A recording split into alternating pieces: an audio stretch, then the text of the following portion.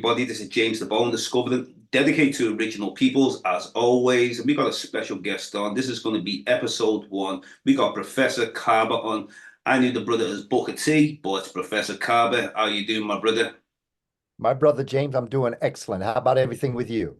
Everything's good, trying to hold down this Pan-Africanism. I've been connecting to original peoples globally, traveling, meeting our indigenous peoples from Asia to from Africa to the Pacific Islands, Australia, and even the indigenous peoples of America. So it's great to connect. And you have a wide knowledge of the Twa people. And it almost seems like it starts from the Twa people. Like as far as a lot of these people I've visited around the world, a lot of the oldest ones seem to be very short and statured. And Yes. this is why I really connected with your work also. I know the stuff you've spoken about. But if we start with the Twa people, are we dealing with the people of Central Africa? Also, are we dealing with the Khoisan, short statured people? Yes. Where do we Yeah, begin with the Twa? yeah, when you look at the original family, Yeah, we're basically in research looking at that group of people that came out of what we call Homo sapiens sapiens. yeah, And as we know, we look at the work of Dr. Sheikh Anta Diop, and he has divided the human family into 6 groups. From the very earliest that merged out of and was still part of that living system of the human family, you're dealing with 2 groups that he called the Australopithecines. So you're dealing with Australopithecus robustus and Australopithecus gracile. 2 groups that were Australopithecine in nature, coming up out of what would be considered Homo sapiens sapiens. But something happened to the Australopithecus gracile that pushed them to a higher level.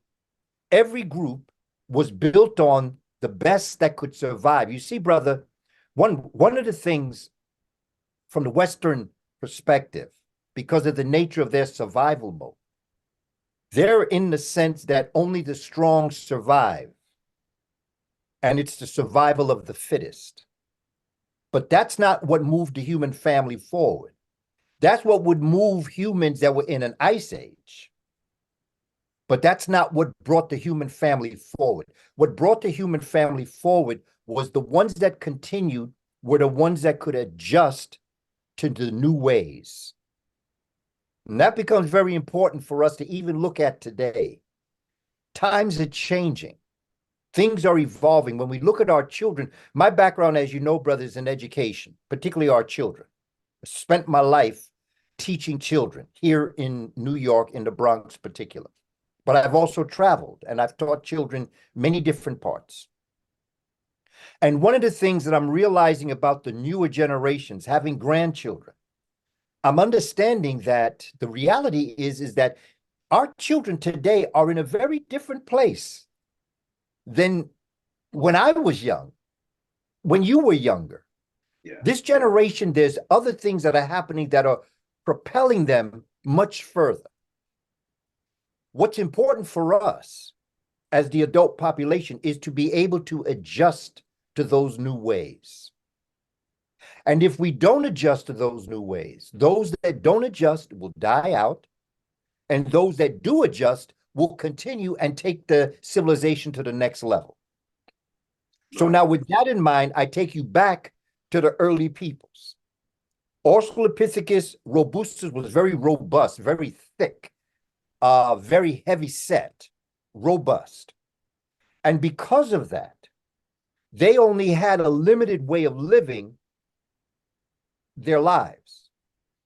But there were those that began to adjust to the new ways. They began to become familiar with a new way of living. When they became aware of a new way of living, Australopithecus robustus began to slenderize themselves. They were not as robust, they weren't as thick, they weren't as big. And so in becoming graceful, gracile, thinner, slenderer, they then moved the civilization to the next level.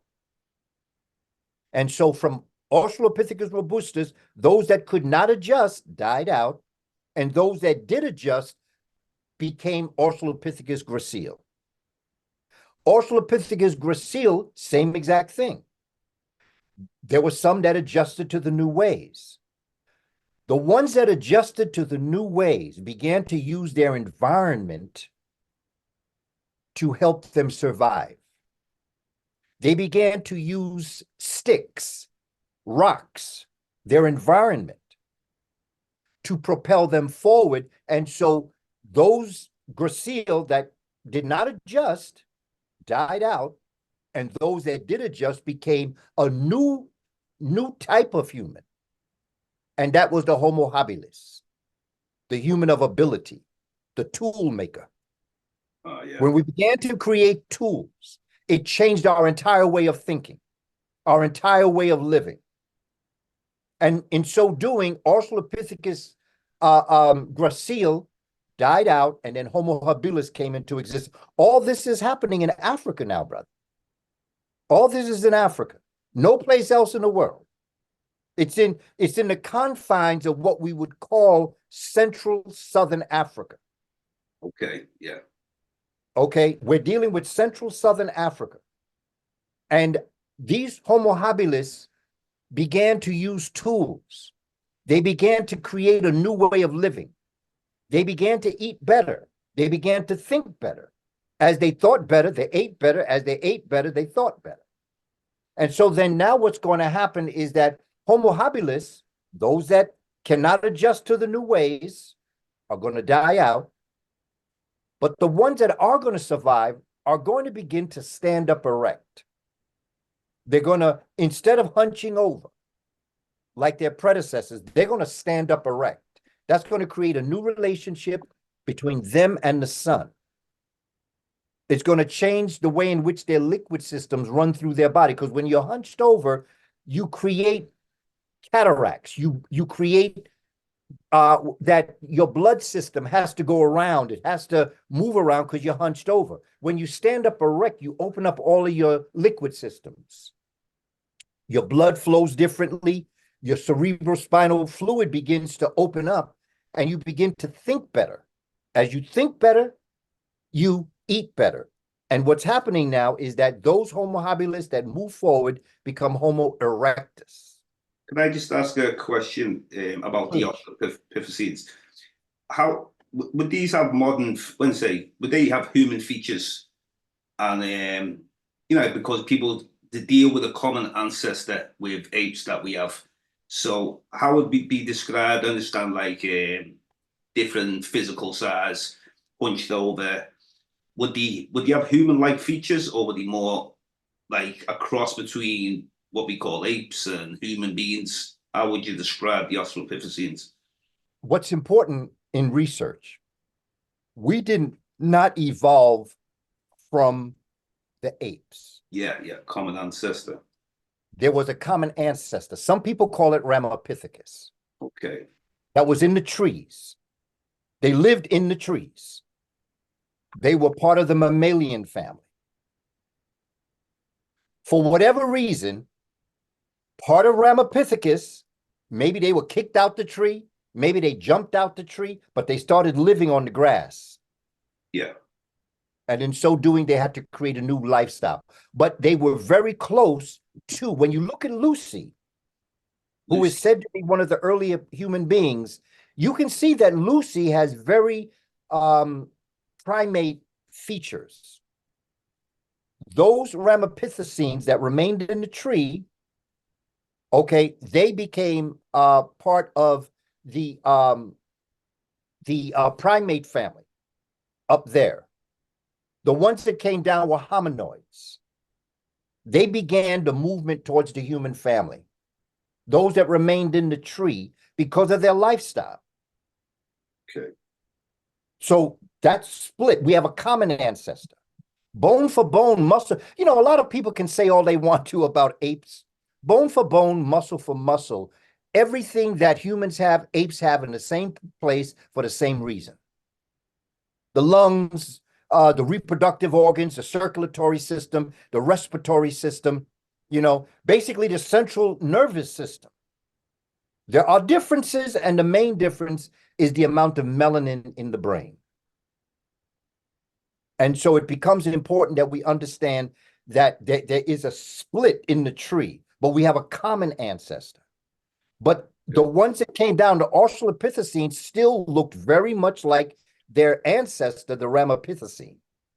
Okay. Yeah. Okay. And it was the loss of hair. And there were other concepts that occurred in this entity that came down on the earth that differentiated themselves. The loss of the tail, okay, the loss of hair, the size of the brain began to change. The forehead, the slanted forehead that you will see in an ape or a gorilla, as we came down, we started thinking differently. It began to push the frontal lobe of the brain, the frontal part of the brain, it began to push it forward. And in so doing, it created a seat for the limbic system in the brain to sit down and settle. And then the ventricular system opened up. And it began to release the cerebrospinal fluid, which is a very important liquid that runs through our nervous system. Okay, so with the Neanderthal, the way they speak on the Neanderthal and the Denisovan. So, well, the Neanderthal is a branch of Homo sapiens. Okay, yeah. Okay, and that came from Africa. Every group from Australopithecus robustus, Australopithecus gracile, Homo habilis, the way we know that life started in Africa is that those three can only be found in Africa. Because I was wondering why, how come Europeans have more Neanderthal DNA than modern Africans? I was wondering why would that be, with them coming from Africa? Because when they came from Africa and they moved into the northern part of the planet, yeah, in Africa, the Homo sapiens died out. Okay. And then they became Homo sapiens sapien. But when Homo sapiens sapien in Africa moved north, there was still Homo sapiens in Europe. Okay. And so they began to mate. And so it is in that Homo sapiens sapien and Homo sapien mate in the northern climate is why Europeans still have Neanderthal blood in them. Okay. Because they descended at a time. In Africa, there was no mating between Homo sapiens and Homo sapiens sapien. There was a total break. Homo sapiens died out and Homo sapiens sapiens took over. But in Europe, there was still Homo sapiens up there. Okay. And that was the Neanderthal. And but that's just the name that they give them. True, yeah. They were part of the Homo sapiens, the fifth level of the human family. And so the Homo sapiens sapien, leaving Africa going north, found Homo sapiens there and mated. And that's why there's still Neanderthal blood in Europeans. Okay. Well, that's why they activated. But you have the Denisovan as well. They speak on in Southeast Asia, Melanesia, Aborigines. Say that again. The Denisovan, they also speak of Denisovan, and they speak about that in Southeast Asia and places like Melanesia or Aboriginal Australians. You carry the Denisovan DNA. So that would, yeah. I think from research, and again, brother, everything that we do still can be made more accurate. That's right. Yeah, yeah. And I just want to let us all understand there is so much more that we have to learn. And what I believe is, in my experiences, listening to today's Western scholars, they don't get it. That's the problem. That this is it. Yeah, yeah. They see things from a total romanticized perspective. Yes. So it's like fairy tales. Yeah, yeah, yeah. Okay. And my thing is, I depend on science, and science comes from the Greek word scient. There's no such thing as Greek, but I'll leave that alone for now. Scient, which means knowledge and wisdom. That's why they say that that the creator is omniscient, all-knowing. Scient means to know. Knowledge is science. So it's not just oceanography, psychology, archaeology, biology, chemistry. It's more. Science is more than that. Science is all knowledge. Interesting. And so I Interesting. depend on that. Yeah. Well, funny you say science, say like you're going back to ancient Kemet or other parts of Africa, not just Kemet, how they understood science and how they understood spirituality. It seemed like it could go hand to hand. You couldn't separate the two. Yeah, we're Europeans. It seemed like everything is just separated. Yes. Well, they even put it in their book. They say, give to Caesar what is Caesar and give to God what is God. Yeah, that's it. They separated the secular world and the spiritual world. To Africa, you can't. Caesar is God and God is Caesar. Yeah. And you are God having a human experience. That's it. So it's very hard for some people to comprehend with the Yes. modern day religions that they have and that. Yes. Definitely. Yeah, but you see, my brother, I think that religions have contained people. That's why I wrote my book, Spirituality Before Religions. Okay, I have to look up that book. And then the subtitle of Spirituality Before Religions is Spirituality is Unseen Science and Science is Seen Spirituality. Yeah. To help us understand that, if I were to show you a coin and I showed you the head of the coin, would I have to convince you that there was a tail to the coin? No. No, because you know that there are two sides. If I showed you a piece of material and one side was leather, would I have to convince you the other side was suede? No, because one is the other side of the other. It's two sides of the same concept. Yeah. Science is the seen aspects of spirituality. And spirituality is the unseen side. So if you see something in science, you know that there's a spiritual aspect behind it. Yeah. If I were to say a prayer, you would know that there was science behind it. And so our ancestors had understood the importance of the connection between the two, between spirituality and between science. Yeah. And then you cannot separate them. You cannot separate them. That's it. One you see, one you don't. Yeah. But when you see one, you know the other one's right around the corner. So when we say sacred science, yes, we're dealing with spirituality. That is it. But you see, then you've got to look at what is spirituality, which is the energy of the cosmic universe. Right. Yeah. Yeah. It's not about a human being. That's it. Yeah. To our ancestors, whether you look at the Orishas or whether you look at the Neteru in Kemet, you understand that these are all emanations of the Creator. They are all what the Creator has created, and that is nature. And that is where the word neter comes from. Yeah. The idea of we are all emanations of the one Creator, and that one Creator is what brought us all into existence, which basically, when you stop and look at it, is energy. Yeah. Energy is what makes all things happen. And this is why when I used to teach science, I taught my children with chemistry. Chemistry answers one question. What is matter? What is matter? It takes up space and it has weight. Matter. And then physics, one question. And all of the formulas, everything that you learn in physics answers this one question. What makes matter move? And that's what our ancestors dealt with in the Shabaka stone, in that rewritten version of an older document called the Memphite Theology that dealt with those two questions. What is matter? What makes matter move? When you can answer that question, then you understand body and spirit. Yeah. And when you understand body and spirit, you've answered why you came into existence. It's very straightforward, brother. I think that having been an educator in school for as long as I've been in, I've come to realize Western civilization takes very simple concepts and make it very complex. Yeah. This was having a discussion today with some people on a group chat. about things were so more less complicated, very simple. We lived like more of a simpler life. Everything has Yeah, became so complicated. It's like people are struggling to even understand today. yeah, You yeah, know, definitely. yeah. But And the thing is that it's very straightforward. Nature is not cruel, yeah, but nature not just going to give you the answers.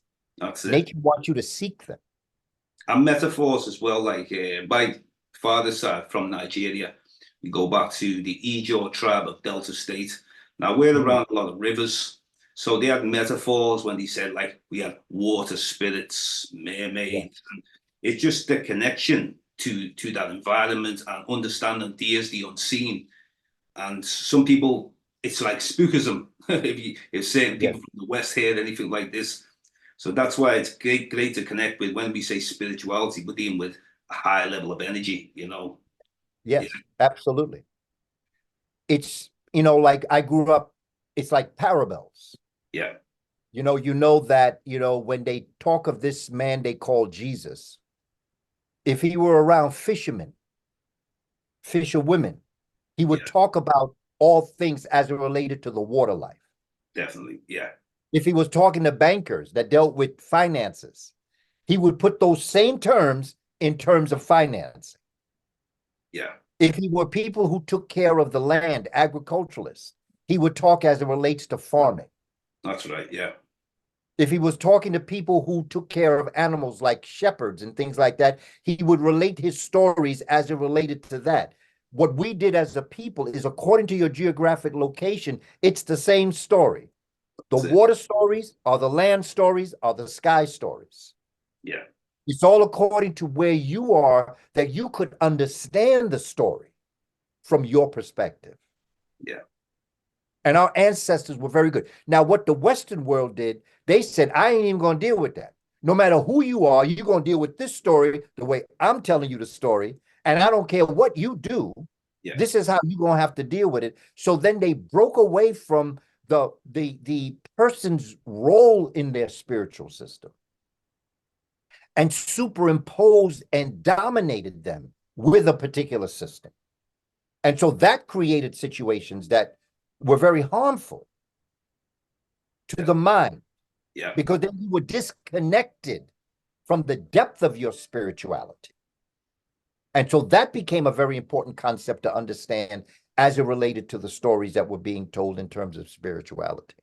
yeah. Very interesting. I mean, we'll have to do a whole episode just on spirituality itself because Oh, these are yeah. vast topics. I would definitely like to speak on the Twa people because some of the videos Yeah. I was watching about the Twa in ancient America about 100,000 years ago. And it's very interesting because I seem to find these kind of people all over the world. Some have died out in certain places, but then, and or they've maybe intermingled. But these seem like the oldest people, like as far as what we call modern humans. Yes. Well, that, and that's the key. Going back to the stories that we were talking about, Australopithecus robustus, the ones that could survive became Australopithecus gracile, became Homo habilis, became Homo erectus, became Homo sapiens, which means thinking human. And then Homo sapiens became Homo sapiens sapiens, which means the creative thinking people. Yeah, And out of this group, Homo sapiens sapiens, there emerged a group about 200,000 years ago, give or take. These people evolved in what we call Central and Southern Africa, the Twa Mbuti, the Khoisan, just Central before we Southern go Africa. on, I'm happy you've said Central Africa and around Southern Africa because we always hear about Ethiopia. Yes, So yes. I'm interested And in mentioning that. absolutely, but see, the Africans, the Twa people that went into Ethiopia, the Ethiopians are still the Twa people, Okay, but they are just a later development of the Twa people. They so are a tall stature people, but they're the right. same people. So, but would you say Central Africa and Southern Africa area is the more older origins? No doubt. That is where Uh, the original human family came from. this is what I've been trying to confirm to people for a long time. And a lot of people are like, no, Ethiopia, Ethiopia, Ethiopia. No, no, no, And I no. knew, when you have that inner feeling when you know something's not quite right. Yes, That's what it yes. was. Yeah. And you see, that's the missing link in our understanding the greatness of Ethiopia. Yeah. That is our missing link in misunderstanding the greatness of Kush Kemet. Yeah. Because we don't understand it's like taking a family picture and you leave grandma and grandpa out. Totally. Totally. They are the original human family. They were the hunter-gatherers. That's how they started. They hunted and they gathered. Yeah. And then from hunting and gathering, they went to fishing. And then from hunting, gathering, and fishing, they started to do agriculture. And then out of these four systems, they created civilizations. They created cultural civilizations. They began to understand concepts of the world. Because that's where spirituality came from. It came from agriculture. Yeah. The Twa Mbuti Khoisan saw that when they planted a seed in the earth, the seed would bring forward a fruit, bring forward a plant. The plant would live, it would age, it would die, but then next season, it would resurrect itself. And that is the base of all religions, is resurrection of the soul. Mm. And so the whole idea of spirituality came out of agriculture. Nature taught them. Yeah. Just like a man plants a seed in a woman, a baby is conceived, a baby is born, a baby grows, ages, dies, decays, and then the idea was, just like nature, they will resurrect themselves. Yeah. That's where it all came from. Simple. Yeah. And our ancestors had no problem perceiving this. It wasn't no God, man, that shaped a human being out of clay. That's a fantasy. It's a metaphor. Yeah. Metaphors, that's it. Yeah. Yeah. It's a beautiful metaphor. Yeah. Because that's exactly how it happened. But it's a metaphor. Mm. And the idea of a man being born first and then going to put him to sleep and then take a rib out of him and create a woman. Come on, man, that don't make no sense. Yeah, because the oldest that we find is a female before a male. Or do you think came at the same time, or same time, brother? Same time. Yeah. Same exact time. Yin and yang. And it's just, but our genders were split in order for us to be able to reproduce ourselves. Right. Okay. One, and this is the key, because I do understand that in a society where the woman is held down, she fights for her rights, and sometimes it goes to the other side, that women are the most important. Yeah, yeah. But Ma'at demands us to understand that man and woman were born for each other, like electricity and magnetism. Balance, Ma'at. Yeah, yeah, that totally makes sense. One is not more important than the other. They need each other. Electricity, electrical currents create magnetic fields. Yeah. Magnetic fields create electrical currents. Electricity lives for magnetism, and magnetism lives for electricity.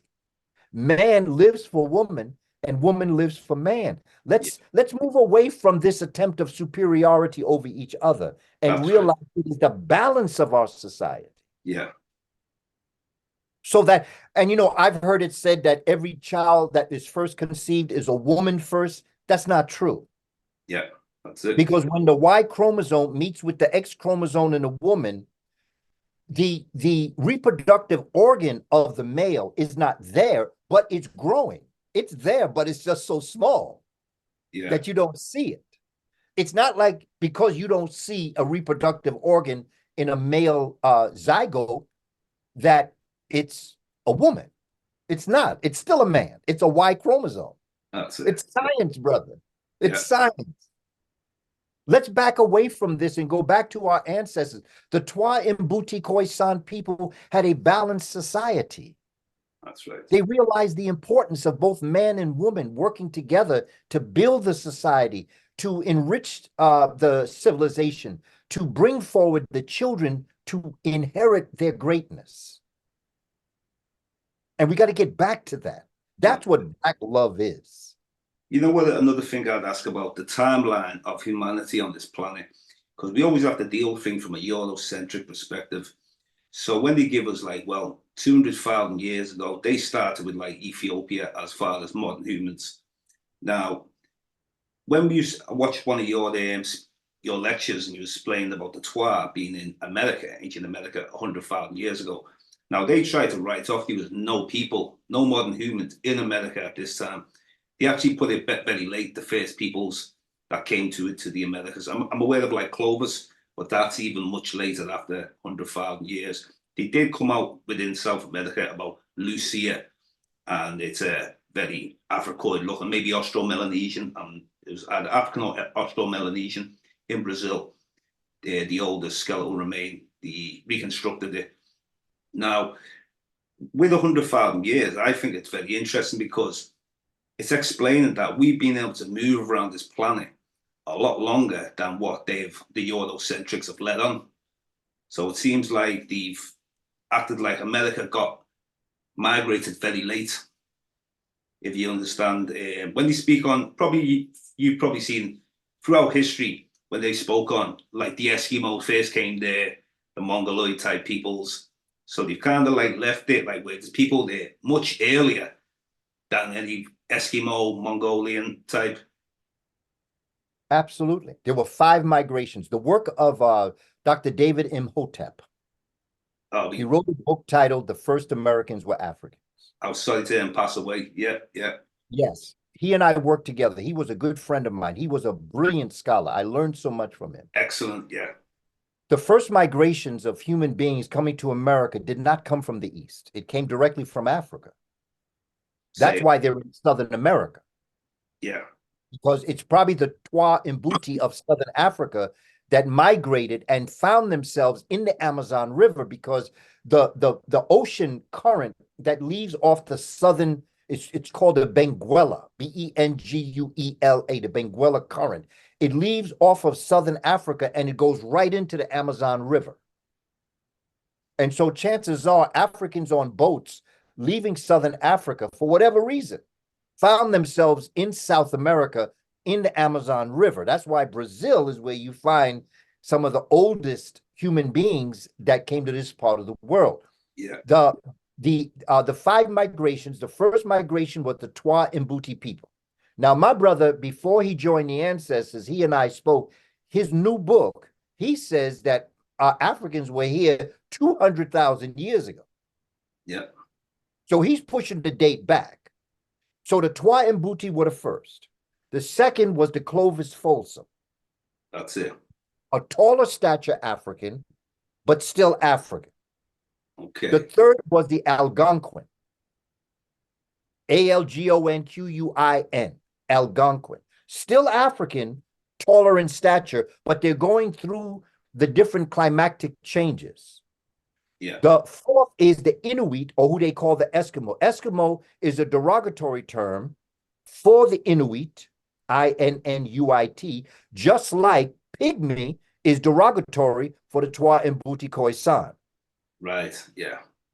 And then the 5th migration is the ones that you see in America, really. They are the ones that come because of the Asian invasions, definitely, like Genghis Khan and others. So that was even later, yeah.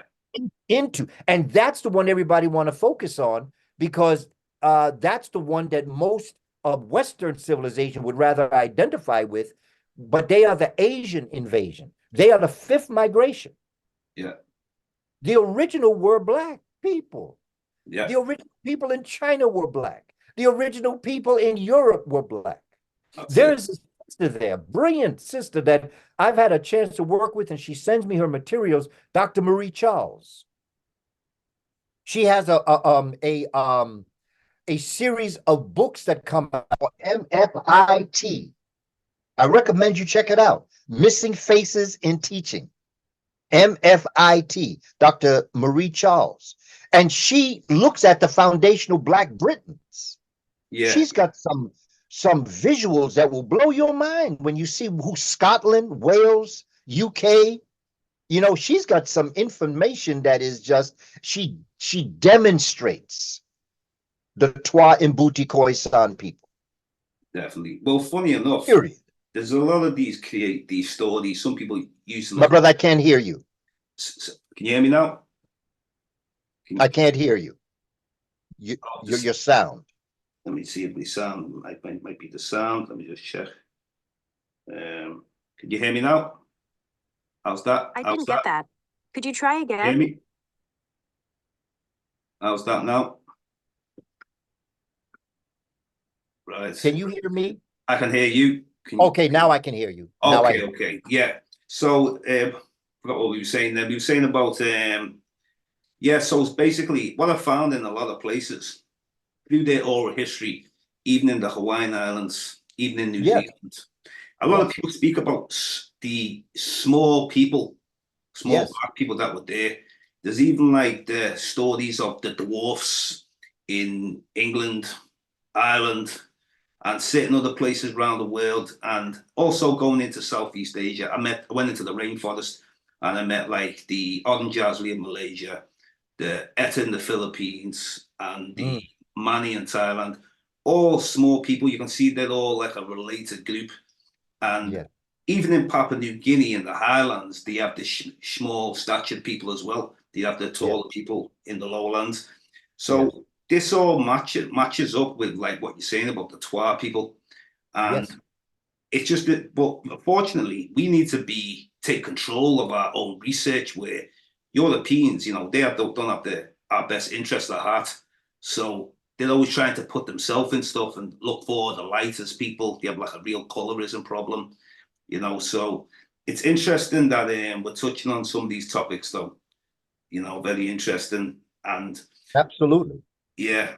So these migrations are interesting. Yes. And you see, when you speak about the Hawaiian Islands and you speak about Asia, when you and I were speaking about getting ready for this presentation, we talked about a great scholar out of Chicago here in the United States, Dr. Clyde Winters. Oh, great man. Yeah. Okay. And he has identified these early Hawaiian people as the Lapita people, Lapita. Well, in Fiji, they were part of the Lapita culture. That's it. Yeah. The Andaman Islands. Yeah, Andaman Island, another place, yeah. Okay, India. Yeah. You know, China. Yeah. You know, and it's their family. You see, and then as we move forward in our discussions, my brother, from the Twa Mbuti Khoisan, now we look to them morphologically changing into who we call Ethiopians, Cushites, Kemites, Nigerians, Ghanaians, you know, from South Africa. You know, when you go deeper inside of Southern Africa, you look at the Niger-Congo River, Niger-Congo language. The Niger-Congo language actually is a conglomeration of the languages that dispersed across the African continent, but at the same time, at the base of it, is the Twa Mbuti Khoisan click language. The click language is the first language spoken on this planet by the Twa Mbuti Khoisan. Wow, see? Yeah, so like we were saying about the oldest language being the click language, and later the development of things like Niger-Congo. Now, another two languages I need to speak on. When we look at some of the researchers, they speak on this Afro-Asiatic language. Now, we know nothing Asian about it. It's an African language. Then we have, obviously, the Niger-Congo. Now, there was also a lecture, and I also read it in Diop's book, and Phil Opus-Benga, and Clyde Winters speaking on the Niger-Congo speakers of Samaria. You know, as we obviously, a period of time during the Sahara when it was green grasslands, rivers, lakes, and vegetation. So if we look at the development of the Niger-Congo language, is this coming out of the click language? Yes, absolutely. The base of all languages. When you look at click language, and if people want to hear what it sounds like, there is a song that came out by Miriam Makeba. Yeah. It was called Pata Pata. Yeah. She also has a song called The Click Language. So if you wanted to hear what it sounded like, you can always Google it, or if you have any type of musical abilities to go in and be able to get these musics like, like Apple Music, things like that, Yeah. But when you listen to the click language, I'm doing research now on the relationship of the click language with rap beats. Wow. There's a connection. There's a connection between the click language and the way the jazz plays. Yeah. There's a relationship, the undergirding of all communication Yeah. came from nature. That's it. And the Twa Mbuti Khoisan people have this click language. When you listen to it, it sounds like nature. When you listen to it, if you listen to rap music and the beats in rap music, you can hear nature in the beats. Now, I understand we got concerned about the cursing and about all the other things. I understand that. Yeah. Put that aside for a moment and listen to the beats. Even if they're cursing, listen to what the sound is making as they're speaking, and you can see the relationship with nature. Yeah. And that is the click language, and that is at the base of the Niger Congo languages. Now, where did you find Wow. now, what's so interesting, I remember reading Diop's book. Well, the three books I went through: African Myth or Reality, Civilization of Barbarism, and there was another one. I forgot the other one's name. But anyway, I've gone through the three of the books. Now, what was interesting, he was speaking about some of the Greek writers, and he was explaining that in West Africa, that there was no, like before 1500 BC, they were speaking about there was no tall people, there was only short people in West Africa. And they have oral stories that some of these Africans of West Africa came from the land of the seas, meaning like the Indian Ocean, where that was. Now, we hear different stories, like Renaud Rashidi's touched on this. He said he doesn't, usually he wouldn't deal with these kind of stories, but he's got to open his mind to it when some of the people of Sri Lanka and some of the other surrounding places spoke on that there was a continent that connected Africa with Australia and India. And there was once a population that lived on there. Now, he said he doesn't normally deal with that, but it was so fascinating to hear in this oral stories. So, like people talk about Lemuria, or you might talk about Atlantis.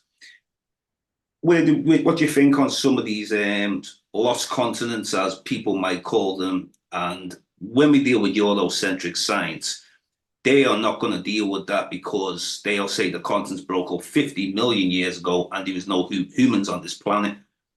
So there's a lot of the oral history I can't just ignore.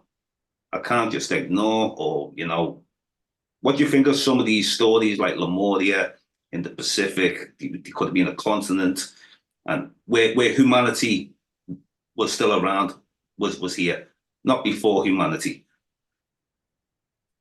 I have the feeling that humanity, as we know, the Australopithecus and the Homo habilis did not exist when the continental divide occurred. Yeah, that's when the continents broke off. We had not yet gotten to that point. We were still, like when you look at the very first concepts. Yeah. And I cover this in my book, Spirituality Before Religions. Because you got to get into the evolution of the Earth. The Earth is basically very young compared to the cosmos. Yeah. And so you're basically looking at the Earth being spun off from the sun. All of the planets are spun off from the sun. The Earth happens to be the third physical planet from the sun. It was a gaseous ball in the beginning. It was very hot. And then interstellar space began to cool the Earth off, and that was the creation of the waters. The first living entities in the waters was bacteria. From bacteria became plants.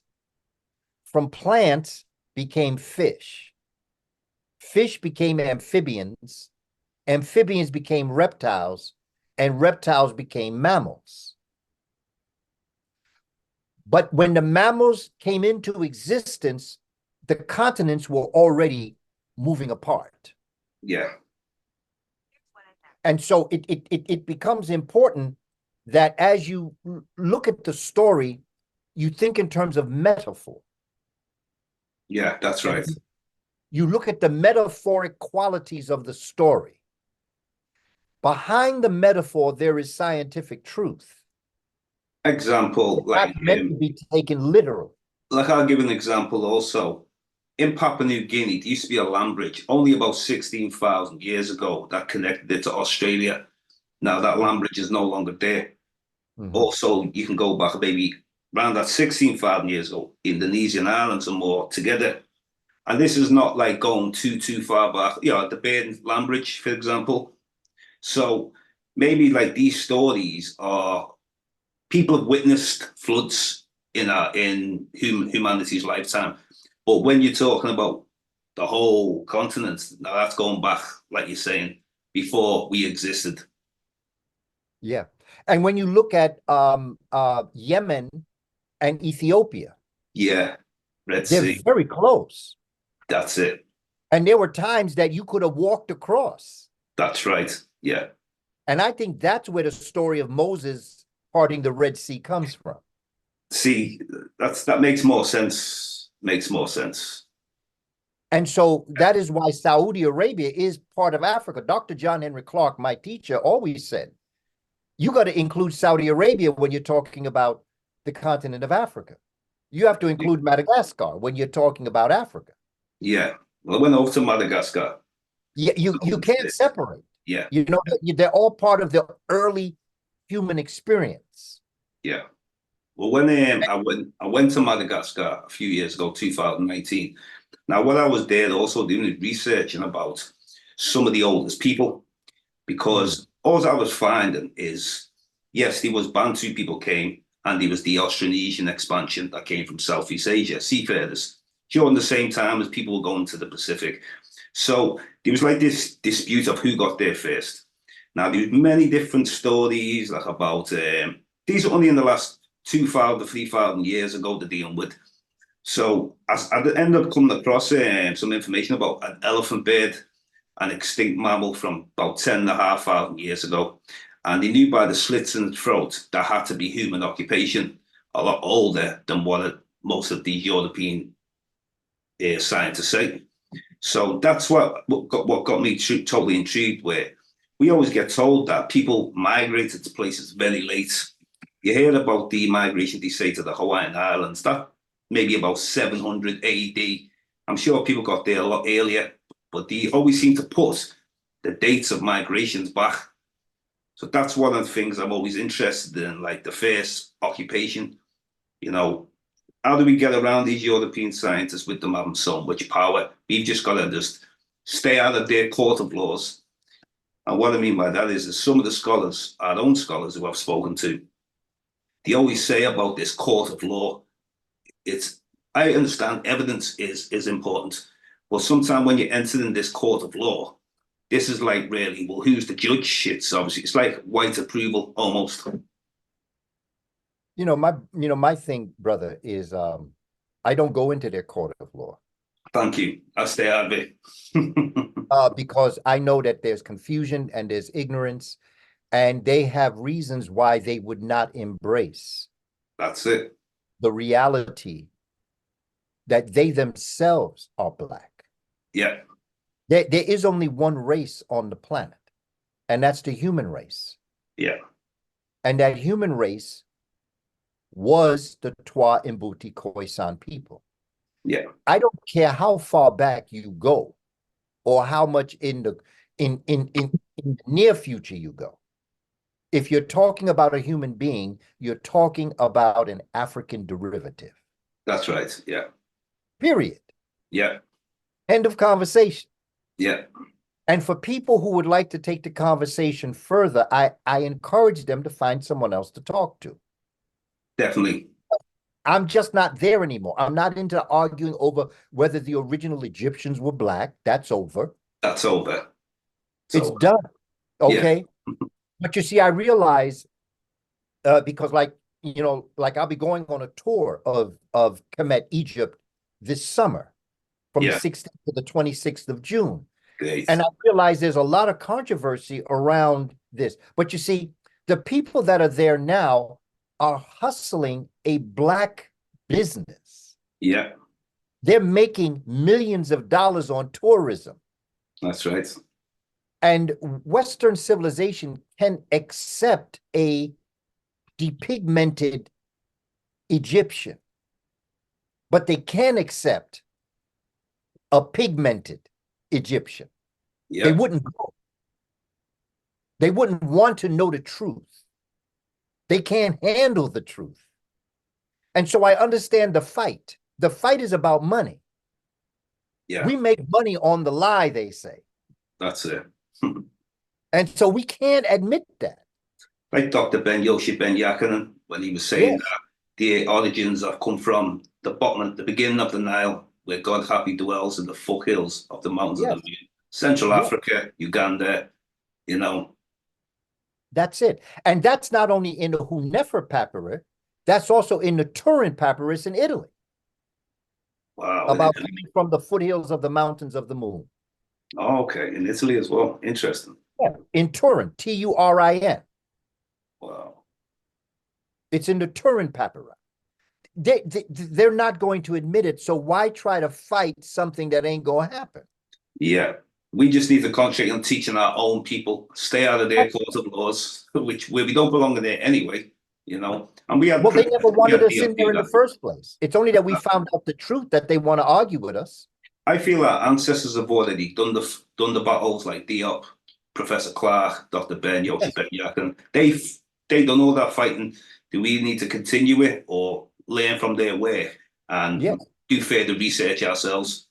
Yes, absolutely. And I believe in evidence. Yeah, yeah. I would not want to teach a false doctrine to our people to do to them, people. That's right. What happened to the European? Let's get with evidence. That's right. Let's lay out from an African perspective. Let us honor our scholars. Let's honor our Dr. Sheikh Anta Diop's and Alioune Diop. Yeah. Let's honor George G.M. James and to all of the scholars. Let's look at those scholars who have come up with this work, the work of Robin Walker, the work of Runoko Rashidi, the work of LeGrand Clegg, all of our scholars. Let's focus on our scholars. Yeah. I don't care what they say. That's it. You lay out, see, the beautiful thing about what this is the thing about intellectual endeavor for me is that you lay out your work on the table. They lay out their work on the table. Let's chop it up. Yeah, yeah. Let's get into it. This ain't emotional for me. That's it. That's it. Okay. This is about getting the science and the information, putting it on the table, presenting it to the community, and let the community take the best and leave the rest. Yeah. Take the sense out the nonsense. That's it. Move on to the next level of this and teach our children, because our children are our future. And if you're not thinking about the children, you ain't thinking about the future, which tells me you don't plan on being around much longer. Yeah. Well, it's sort of like what it reminds me of is the European mind. It's almost like, I'm not saying all of them, the majority of them in the research, they seem like this impossible mentality where everything is impossible. Like an example, in the place where we call Israel and Palestine, you had the Nortufians. Yes. About 12,000 years ago, they speak on them, and they took agriculture and spread it around. It eventually went to Europe, through Asia. Now, with the Nortufians, this is like, they don't speak on this too much on these with a black race. And also, the Nortufians having a connection with the Niger Congo speakers. And then later, the Sumerians. and then the connection to the Indus Valley civilization, and later on the Shang dynasty of China. And other parts, Etruscans, they can't, for some reason, like, I always wonder, like, what are the barriers that we facing when we're trying to work with the European? Because at the end of the day, it'd be great if everyone could just work together and be honest, present your case, leave your emotions out, and just get the facts. But it just doesn't seem that way. Where there was a good one that I spoke to you on. I spoke to you on you were speaking on the Etruscans speaking the Niger Congo language. Yes. Yeah, and that was very interesting. Yes. You could speak a bit on the Niger Congo language. Like, we understand that you said earlier about it connected to the Click language, but as we get into the Niger Congo, because Philo Babenga, he was also speaking about the ancient Egyptians, speaking the Niger Congo language. Yes. So people always have to say, no, they were speaking an Afro-Asiatic. So the connection with what they call Afro-Asiatic and Niger Congo, is there a connection with these languages or these separate languages that just came from the Click? But even if you look at the Asian language, that is based in an African language. Yeah, yeah. So even if you're talking about an Afro-Asiatic, you're still talking about an African language because the Asian language came out of the African experience. Definitely. The Semitic later, yeah, which is originally all African. Yes.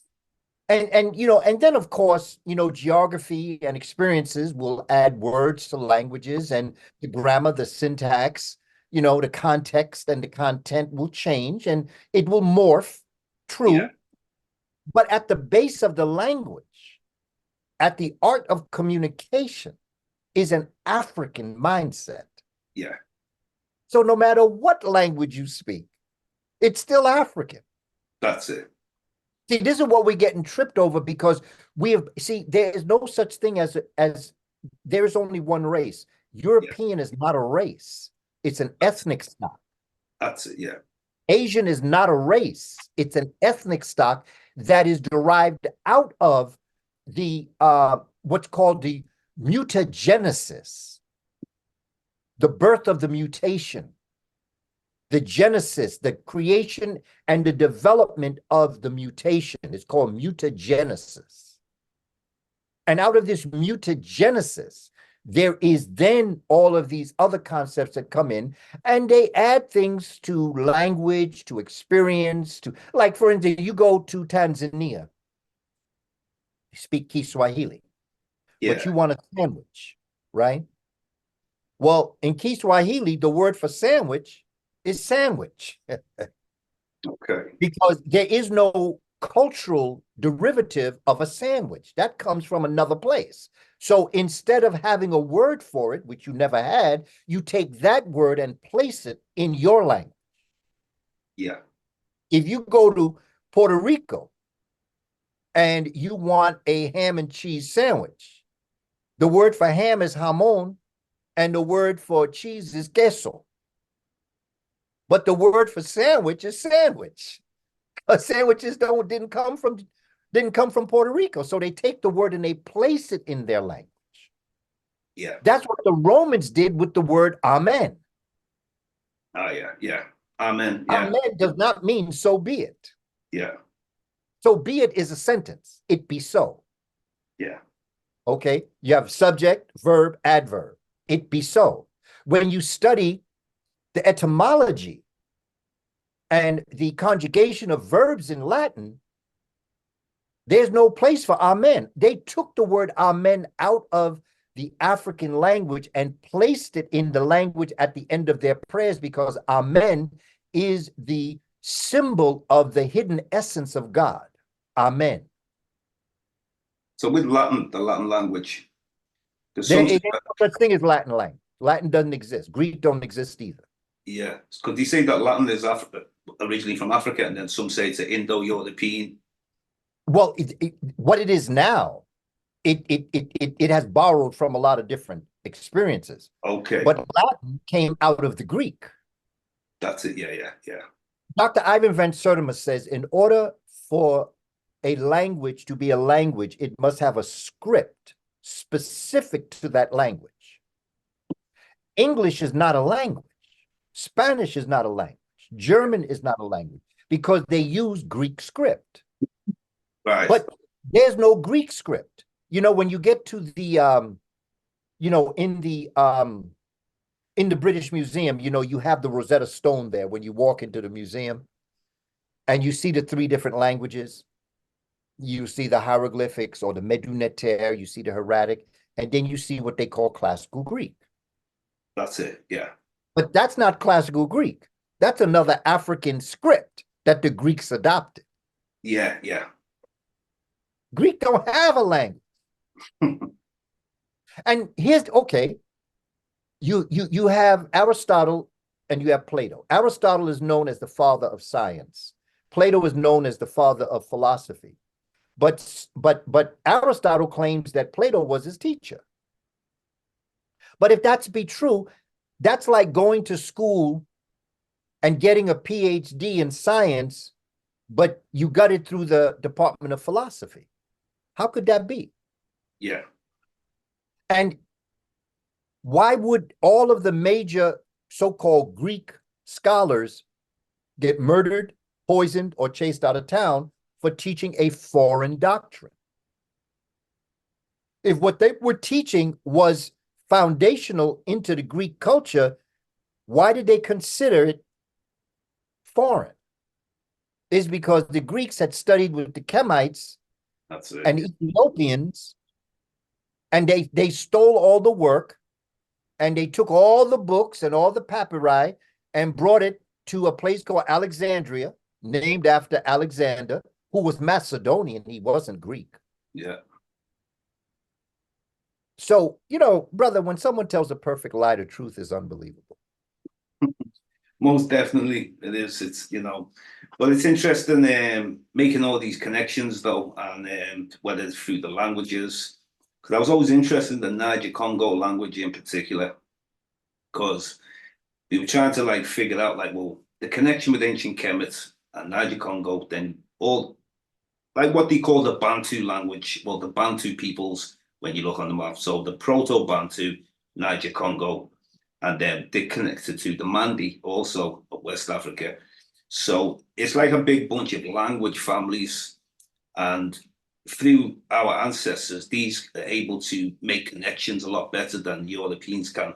Europeans seem to find it it's impossible for them to believe that these languages are all connected. You know, they look at like like when they speak on Indo-European language, it's just like now isn't that connect when we say Indo-European and we look at, well, what's that connected to? Because there was a time they were in India, maybe 1500 BC, invading India, and they put the caste system in. But the Sanskrit language, that's also a connection with India as well, isn't it? Or they brought that into India, because there's interesting history of India where the Indo-Europeans were invading. Well, they were invading a lot of places going back, you know, on horses. They were fierce fighters, you know, so they were just always moving around. Like people like you got the Scythians, a couple of other different groups, Khazars. There's quite nomadic and always out there, just butchering and like slaughtering, barbarian style, attacking a lot of civilizations along the way. That's basically what they are. Yeah. The foundation of the languages, Dr. Diop tells us about the zone of confluence and the impact that the Ice Age had. Mm. And that there are that there is the northern cradle and the southern cradle. But the birth of the human family was in the southern cradle. Yeah. Africans moved into the northern cradle, give or take 40,000 years ago, give or take. And out of that, they came during an interstadial period, which is a period that there was no Ice Age. And then the Ice Age came. And these individuals were captured in this Ice Age in the northern climate, in all parts of the Caucasus Mountains, the Himalaya Mountains. You can go across the northern cap, like a little cap on the top of the head of the Earth. Is it what we call the 51st parallel? Is it? Yes, the 51st, yes, the 51st parallel, that would be latitude, the latitude. Okay. Longitude are the ones that go up and down. Latitude are the ones that go side to side. Ah, right. Okay. The 51st parallel basically cuts Europe in half. I shouldn't say cuts it in half. It cuts Ireland. It cuts UK. It goes across to that northern part of the Earth, including America. You know, parts of Canada and the northern part of what we call the United States. Yeah. Okay. And there were ice ages. And the human family got caught in it. While the southern peoples were developing, the northern people were hiding in caves. Yeah. And so when they came back down, so they didn't have a language, so to speak. Or the They civilization. had ways of communicating, but they Yeah. did not have a language to be able to communicate. So whatever they got from the southern land, which takes me back to my original point. Whatever they got from Black people. Yeah, definitely.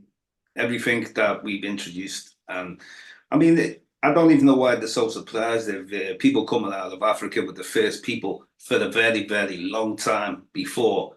So it's obvious that it's going to be so advanced on this planet. Yeah. You know. But interesting though. Yeah, they're living a lie in order to place themselves in history. Yeah.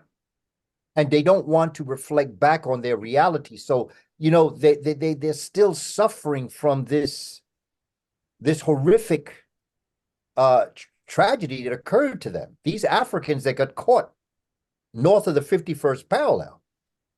The Ice Age, I mean, the temperatures went down sometime, here in the United States, they're talking about, like the other day, when they were voting, they said, wow, it's like 30 degrees below zero.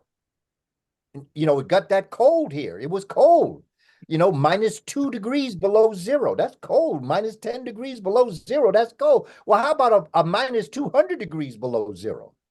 Super cold. Well, what you going to do with that? And that's what the Ice Age brought. It's amazing to think how even people survived during these times, this ice age. I mean, wow. Real like tough. And they did. They Yeah. did. Africans Adaptation. found a way to survive. Yeah. That's what it was. It was Africans. That's right. So when you see with Cheddar Man, I'm sure you've heard of Cheddar Man in Britain. Yes, And yes. when yes. that came on the news, and a lot of the British people were going like off their head. They were like, you see, some of them had this idea of as if they're just making it up for the fact to take away indigenous British rights away. Like a very pattern. And just deal with this is how nature worked. And you need to get over it. Yes. You That's definitely need it. to Get get over it. Yeah. Yeah, get over it so the human family can go on and our children can prosper. Exactly. They can take it to the next level, Yeah, stop. Tell the truth. See, I've taught children of different cultural backgrounds before, and they're very receptive to this information. I have found that after college, here in the United, after 21, 22 years of age, I had students in college of European descent who embraced this information, accepted it, even went ahead and said that they were Africans. There was students of European descent that wanted to know what they could do to make a change. And I told them, you need to start your own groups of white people. Yeah. Okay. No Black people in the group. Because when Black people are in the group, white people are going to act different. Yeah. This got to be in-house amongst y'all, and you got to bring this information to them and teach them the truth. Yeah. That's how you get, you don't need to be around us. We know what we have to do. Yeah. What you need to do is you need to talk to your people and get them to understand certain things. And I noticed that as the students get back, like some of them had dreadlocks, white students had dreadlocks, but after they graduate and after they try to get a job, they cut them dreads, you know, and True. and they go back to being who they who they are, because Yeah. they're trying to survive. Yeah. When you're young, you can accept the truth, but when you're trying to survive, you'll embrace the lie. Definitely. Definitely. So yeah, what? Really want to thank you today, anyway, Professor Kaba. This is episode 1. Looking forward to our next episode, and we'll get a couple of them going, because this is very informative information. Yes, brother. Brother to brother, connected from the UK to the USA. We Yes. all want people from the motherland. So I want to thank you very much, anyway, Professor Kaba. No doubt, no doubt. And I'd like to direct those that are listening to the program to my website, where I have information. www.kabakamene.com. KABAKAMENE.com.